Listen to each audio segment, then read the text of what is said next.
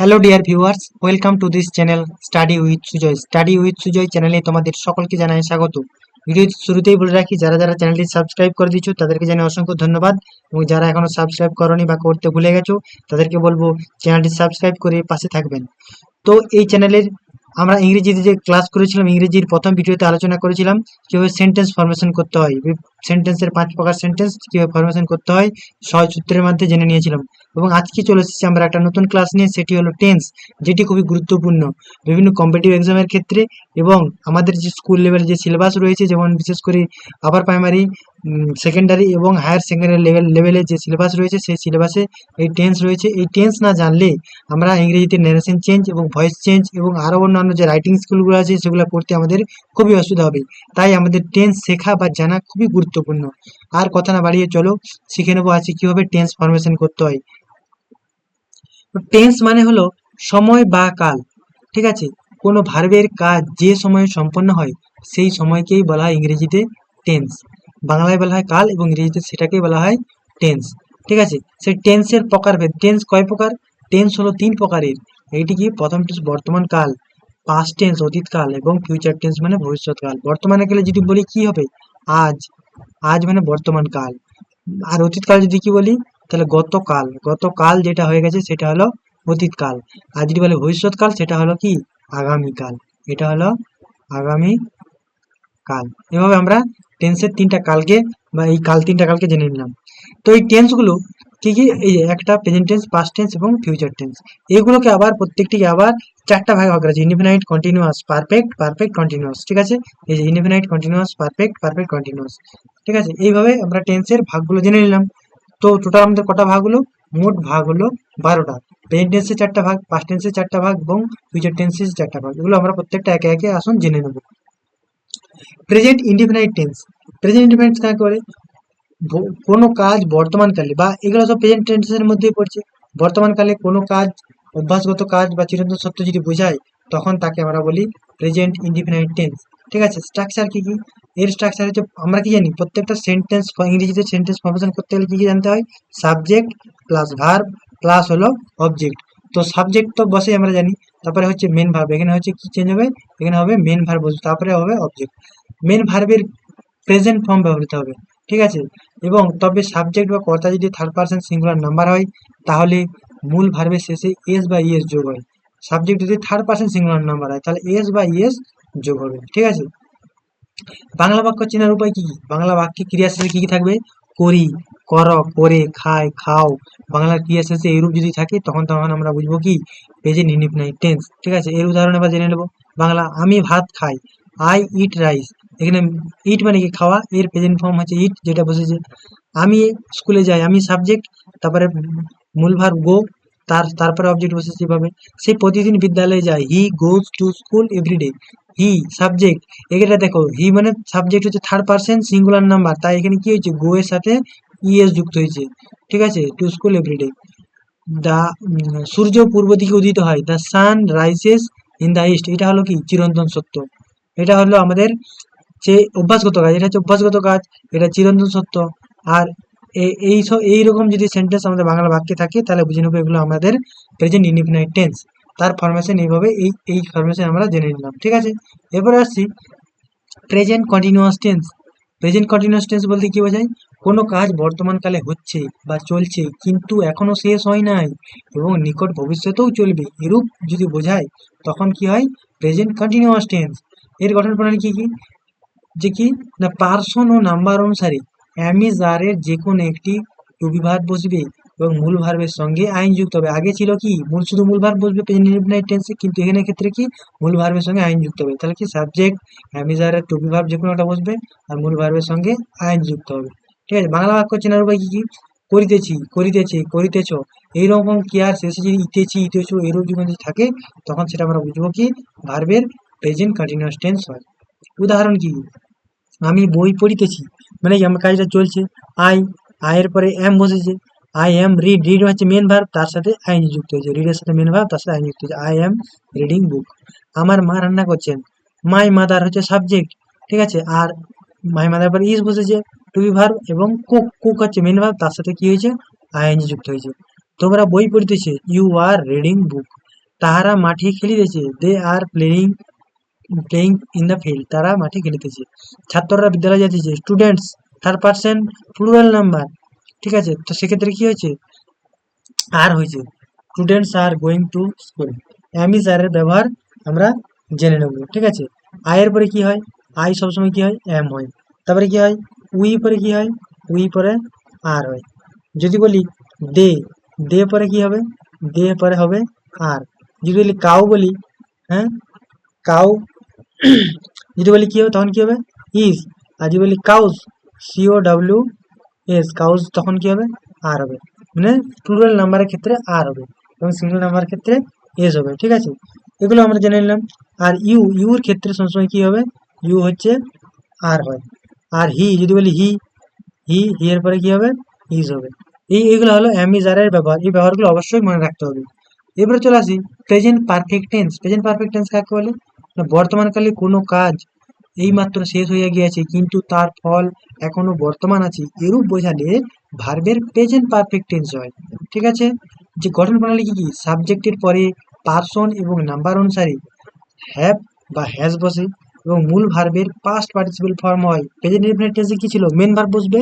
Present continuous টেন্সে কি ছিল, মেন ভার্বের সঙ্গে আইএনজি যুক্ত হবে। কিন্তু এখানে কি বলেছে, এখানে হয়েছে কি, মেন ভার্বের পাস্ট পার্টিসিপেল ফর্ম ব্যবহার হয়।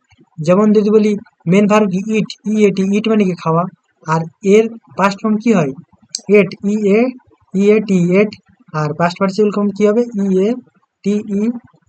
ইএটিএন, ইটেন হলো। সাবজেক্ট হ্যাভ কিংবা হ্যাজ বসেছে, পাস্ট পার্টিসিপেল হবে। বাংলা বাক্য চেনার কি উপায়, এই বাক্যের শেষে ইয়াছি, ইয়েছো, ইয়াছে এইসব থাকলে প্রেজেন্ট পারফেক্ট টেন্স হয়। যেমন কি আমি ভাত খাইয়াছি, আমি ভাত খেয়েছি। আই হ্যাভ ইটেন রাইস, ইট হচ্ছে মেন ভার্ব, তার সাথে এর পাস্ট পার্টিসিপেল রূপ হচ্ছে ইটেন রাইস, ঠিক আছে।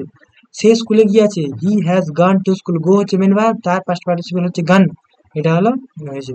আমি তোমার চিঠি পেয়েছি, আই হ্যাভ রিসিভড, রিসিভ মানে পাওয়া, তার পাস্ট পার্টিসিপেল রূপ হচ্ছে এটা, এটা এরকম হবে। তাহারা এখানে আসিয়াছে, দে হ্যাভ কাম হেয়ার, ঠিক আছে। কি হবে, দে হ্যাভ কাম হেয়ার, আসিয়াছে, এখানে এখানে কেম হবে, কেম হবে, হ্যাঁ। আর রাম এই বছর বিএ পাস করিয়াছে, Ram has pass the BA exam in this ইয়ার, এই বছর রাম বিএ পাস করিয়াছে।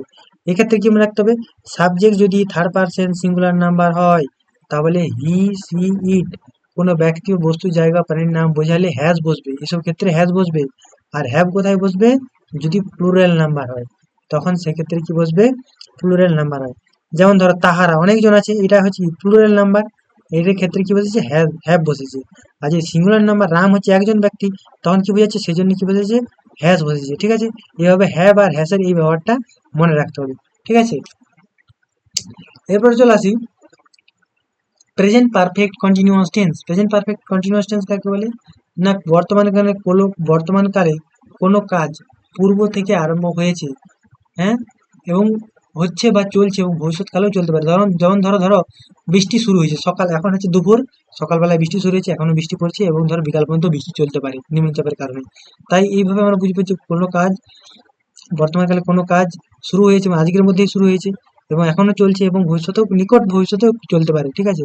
এরূপ বোঝালে ভার্বের past perfect continue present perfect continuous tense হয়। কি হবে, এই টেন্সে সর্বদাই সময়ের উল্লেখ থাকিবে। গঠন প্রণালী কি কি, এই টেন্সে সবসময় কি হবে, সাবজেক্ট ও পার্সন নাম্বার অনুসারে, সাবজেক্ট আমরা সবসময় জানি সাবজেক্ট বসে, শেষে কি বসে, অবজেক্ট বসে, ঠিক আছে, এটা জানার দরকার নেই। আর হ্যাভ বিন বসে কিংবা হ্যাজ বিন বসে এবং মূল ভার্বের শেষে আইএনজি যুক্ত হয়, ঠিক আছে। হ্যাভ বিন বসেছে, হ্যাভ বিন বসবে কিংবা হ্যাজ বিন বসবে এবং মেন ভার্বের প্লাস আইএনজি যুক্ত হবে এবং বাকি অবজেক্ট থাকবে, ঠিক আছে। বাংলা বাক্য চেনার উপায়, কিছুকাল যাবৎ পূর্ববর্তী কোনো নির্দিষ্ট সময় হইতে কোনো কাজ চলিতেছে, ক্রিয়াপদের শেষে এতেছি, ইতেচ এইরূপ যুক্ত যদি বাক্য থাকে তখন সেটাকে আমরা কি ভাববো, যেটা বুঝে নিতে হবে, যেটা আমাদের প্রেজেন্ট পারফেক্ট কন্টিনিউয়াস টেন্স, ঠিক আছে। উদাহরণ কি, সে 2 ঘন্টা যাবৎ পড়িতেছে, দেখো এখানে সময়ের উল্লেখ আছে। হি, এর পরে কি জানি আমরা, হি এর পরে সবসময় হ্যাজ বসে, থার্ড পার্সন সিঙ্গুলার নাম্বার পরে হ্যাজ বসে, তাহলে কি হবে, হি হ্যাজ এর পরে এখন বিন বসিয়ে দেবো আমরা, ঠিক আছে। এখানে কি বলেছে, আমি এই স্কুলে 5 বছর যাবৎ পড়েছি, আয়ের পরে কি জানি আমরা, হ্যাভ বসে, আয়ের পরে হ্যাভের বসে কি বসে, বিন বসে, ঠিক আছে।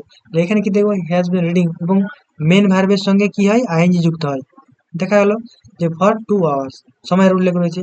আমি স্কুলে 5 বছর যাওয়ার পড়তেছি, I have been reading in the school for 5 years। তাহারা গত সোমবার হইতে এখানে বাস করিতেছে, they have been living here since Monday last. ঠিক আছে, আমি 3 দিন ধরে কাজটি করতেছি, I have been doing this work for 3 days। সকাল থেকে একইভাবে বৃষ্টি পড়ছে, এখানে দেখো সময় উল্লেখ আছে, it has been raining since morning. দেখো সিন্স এবং ফর এই দুটো কিন্তু ইম্পর্টেন্ট। সিন্স কোথায় উল্লেখ হয়, যখন কোন নির্দিষ্ট সময় উল্লেখ করা থাকবে না, সকাল থেকে, কখন থেকে বলিনি কিন্তু সকাল থেকে, তখন হবে সিন্স। আর যখন বলবো যে হচ্ছে 2 ঘন্টা যাবৎ, 5 বছর যাবৎ, যখন সময় একদম উল্লেখ করে দেওয়া থাকবে, তখন কি হবে, ফর হবে। এই ব্যবহারটা আমাদের মনে রাখতে হবে প্রেজেন্ট পারফেক্ট কন্টিনিউয়াস টেন্সের ক্ষেত্রে। ঠিক আছে, এরপরে কি আসছি, টেন্স চিহ্নিত করুন। এই যে আমরা এখানে করেছি, বাংলা বাক্য দিয়েছি এবং ইংরেজি ইংরেজি বাক্য দিয়েছি, এগুলো থেকে আমরা প্রথমে আগে টেন্স চিহ্নিত করব, তারপরে কি করবো, সেগুলোকে ট্রান্সলেশন করব। যদি বলি যদু স্কুলে যায়, এটা কোন টেন্স হবে, এটা হলো present indefinite tense, INDEFINIT indefinite tense. কারণ কি, এটা হচ্ছে অভ্যাসগত কাজ, প্রতিদিন যাইছে। তাহলে কি হবে, যদু, যদুকে third person singular number, Jadu go হবে, গো তার সাথে কি হবে, ইএস হবে, এস বাই এস যোগ হয় আমরা জানি, গোজ টু স্কুল। বুঝা গেল। তারপরে কি, পৃথিবী সূর্যের চারিদিকে ঘুরে, এটা কি চিরন্তন সত্য, এটাও হচ্ছে প্রেজেন্ট ইনডিফিনাইট টেন্স। ঠিক আছে, তাহলে কি হবে, দ্য আর্থ, এই যে the earth moves around the sun, এটা হচ্ছে প্রেজেন্ট ইনডিফিনাইট টেন্স, এটা এখানে বলেছি। ঠিক আছে, এটাও এই ট্রান্সলেশনটা এখানে আছে। ঠিক আছে, এবার কি আছে, ছেলেটি ছেলেটি দৌড়াইতেছে, এটা কি, এটা হচ্ছে প্রেজেন্ট, এটা হচ্ছে কন্টিনিউয়াস টেন্স, CONTINUOUS কন্টিনিউয়াস, এটা হচ্ছে প্রেজেন্ট কন্টিনিউয়াস। এটা কি, তাহলে কি হবে, ছেলেটি, the boy is run, run main verb, তার সাথে কি হবে, আইএনজি রানিং। তাহারা স্কুলে যাইতেছে, তাহলে কি হবে, এটা কি কি টেন্স হবে, এটাও প্রেজেন্ট কন্টিনিউয়াস টেন্স। তাহলে কি হবে, they are going two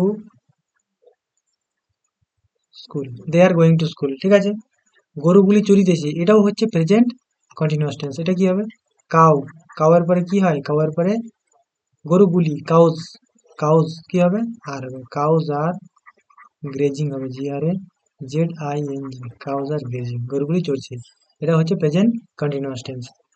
he has written a letter, এটা কি হবে, এটা হলো প্রেজেন্ট পারফেক্ট টেন্স, পার, সে একটি চিঠি লিখেছে, লিখে আছে, তাহলে কি প্রেজেন্ট পারফেক্ট টেন্স। তাই বাংলাটা কি হবে, সে, এটা বাংলা হলো সে একটি চিঠি লিখে আছে। ফাদার হ্যাজ কেম হেয়ার, এটা কি টেন্স, এটাও হবে present perfect tense. Perfect tense এর মানে কি, এর মানে হলো বাবা বাড়ি আসিয়াছে, এর মানে হলো বাবা বাড়ি আসিয়াছে। We have been living in the house for 3 months, এটা কি present perfect continuous tense. Perfect টেন্সে কি হয়, হ্যাভ এর পরে বিন বসে এবং মেন ভার্বের সঙ্গে আইন যুক্ত হয় এবং এখানে সময়ের উল্লেখ থাকে। কি হবে তাহলে, এটা প্রেজেন্ট পারফেক্ট